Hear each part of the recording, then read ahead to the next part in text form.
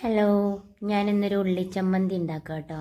നമ്മുടെ ചെറിയ ഉള്ളിയില്ലേ, ചെറിയ ഉള്ളി എടുത്തിട്ട് നന്നായിട്ട് കല്ലിലിട്ട് ചതച്ചെടുക്കുക. എന്നിട്ട് ഒരു പാത്രത്തിലേക്കിട്ട് അതിലേക്ക് കുറച്ച് പുളിവെള്ളം ഒഴിച്ച് കൊടുക്കുക.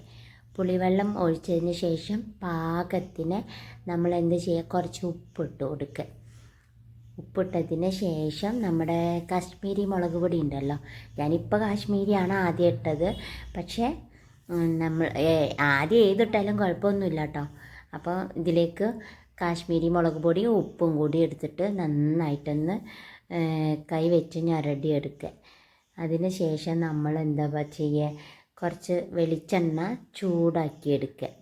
വെളിച്ചെണ്ണ ചൂടാക്കിയതും കൂടി അതിലൊഴിച്ച് നന്നായിട്ട് മിക്സ് ചെയ്ത് അത് ചോറിൻ്റെ കൂടെയോ കപ്പേൻ്റെ കൂടെയോ അല്ലെങ്കിൽ ചേമ്പിൻ്റെ കൂടെ കഴിക്കാൻ നല്ല ടേസ്റ്റാണ്.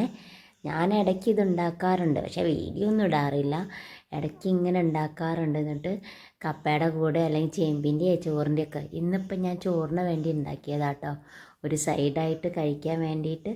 അടിപൊളിയാണ്. എല്ലാവരും എന്താന്ന് ട്രൈ ചെയ്ത് നോക്കുകൊണ്ടും. പിന്നെ ഇതൊക്കെ ഒരുപാട് എന്താ പറയുക, സോഷ്യൽ മീഡിയയിലൊക്കെ ഉണ്ട്. എന്നാലും ഞാൻ ചെയ്യുന്നത് ഒന്നിട്ടെന്നുള്ളൂ. അപ്പം എല്ലാവരും മാക്സിമം എന്നെ ഒന്ന് സപ്പോർട്ട് ചെയ്യേ.